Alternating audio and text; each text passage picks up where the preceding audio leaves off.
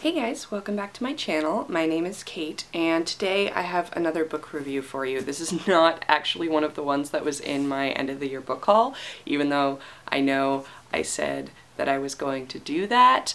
I got a little distracted. So today I am here to talk to you about The 100,000 Kingdoms by N.K. Jemisin.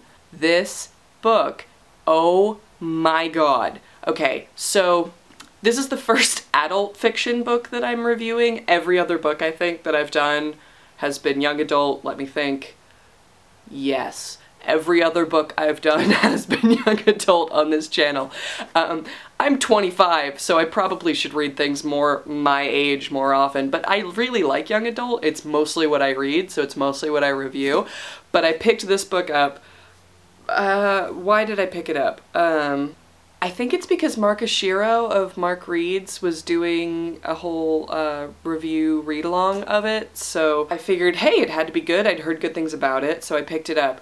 And oh my god, this is book one of the trilogy. It's the Inheritance trilogy. So the second one is The Broken Kingdoms, and the third one is Kingdom of the Gods. I'm in the middle of book 3 right now.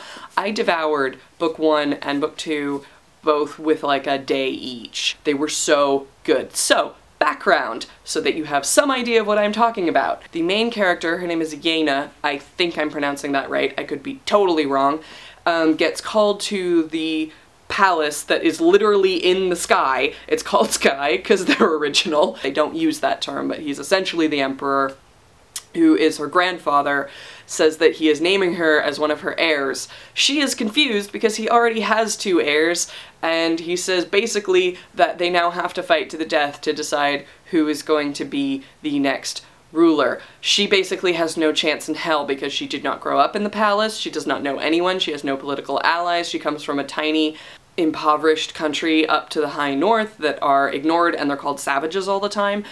She's also a person of color, and so there's a lot of really interesting racial dynamics that come into play.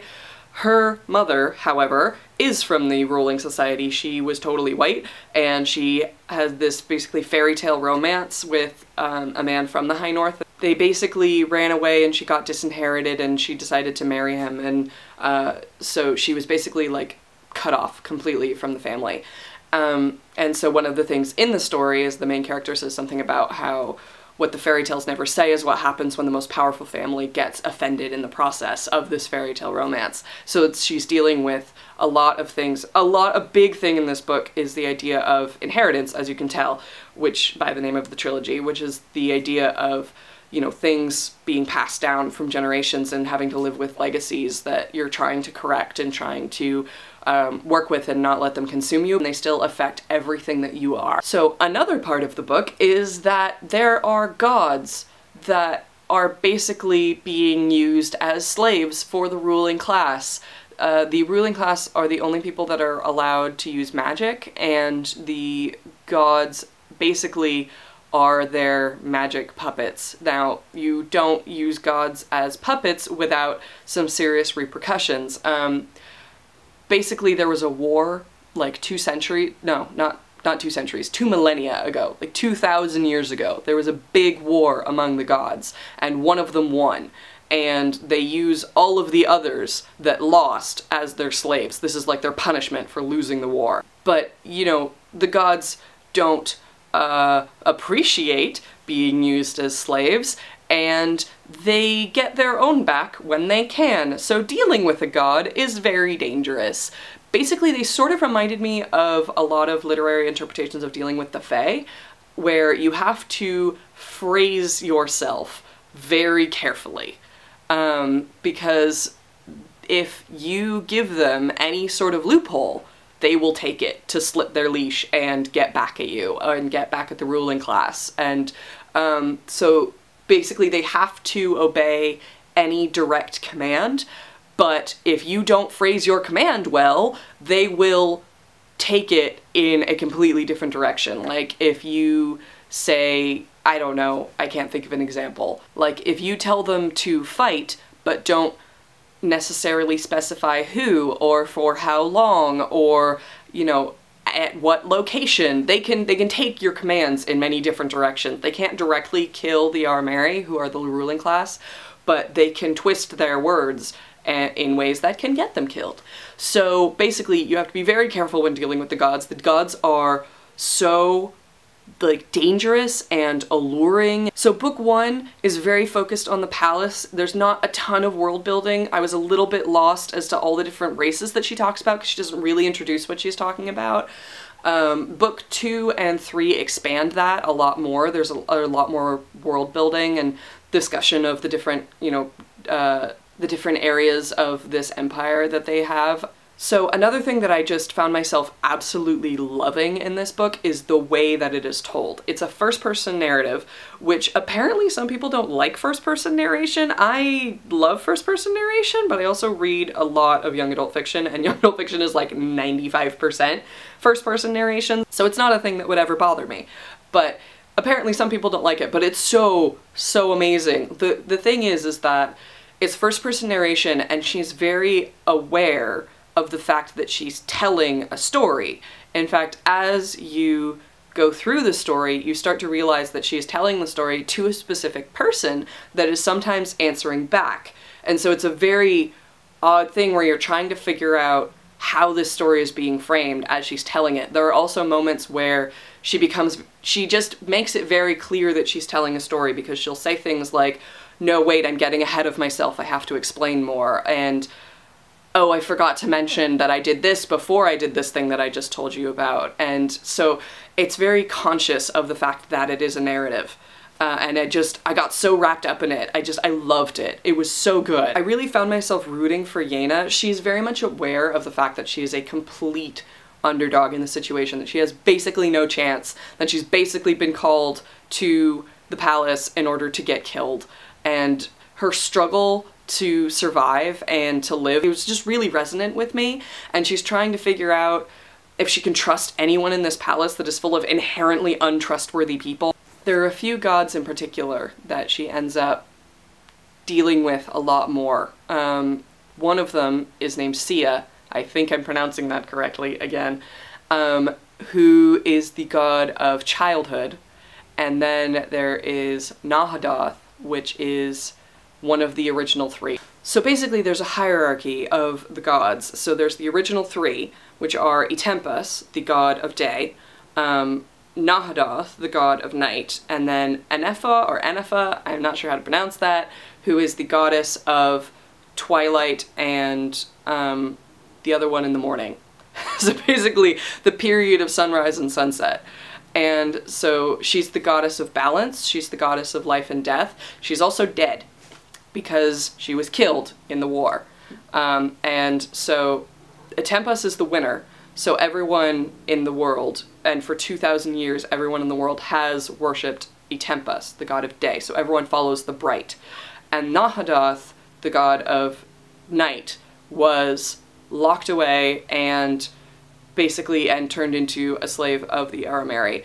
He is the god of night, he is also the god of change. And he's extremely dangerous. He was the original, he was the very first one. He was born out of what's called the Maelstrom, which is basically the heart of all creation, which was constantly changing, and it's just whirling and creating and destroying all at once. And so he was born out of that. And then Itempus came second, and then Enepha third. So Enepha is dead, and Itempus has won, and Nahadoth and all of their godling children have been locked up. So Sia is one of the first godlings, I think. He was one of the first children, and so he is the god of childhood, and he is the trickster god. So he's a very fun character. He vacillates wildly because he has the body of a 10-year-old. He has to always be a child, but he is older than we can conceive of. He was born before time, and so he's very much a mess in some ways. Like he's simultaneously old and young. Sia also really clearly loves Yena for reasons that aren't really clear. He just basically instantly latches onto her, and in that childlike, innocent kind of way that he has to embody, because that's who he is. Because the thing with gods is that when they embody a concept, they have to embody it all the way. You know, there's no middle ground with gods, because they're not like humans. They have to be the things that they are. And the more that they are like the things that they embody, the stronger they are. So Nahadoth, the more that he is changeable, is stronger.